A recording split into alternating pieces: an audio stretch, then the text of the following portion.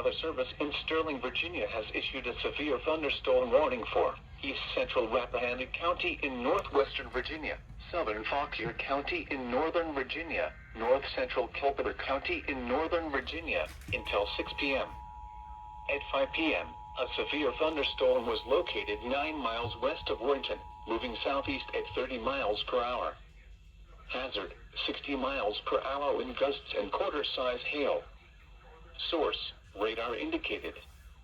Impact, damaging winds will cause some trees and large branches to fall. This could injure those outdoors, as well as damage homes and vehicles. Roadways may become blocked by downed trees.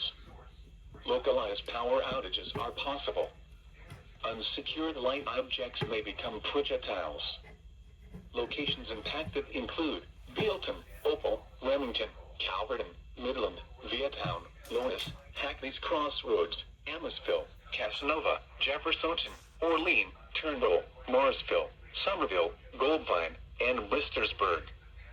For your protection, move to an interior room on the lowest floor of a building. A tornado watch remains in effect until 10 p.m. for Northern Virginia.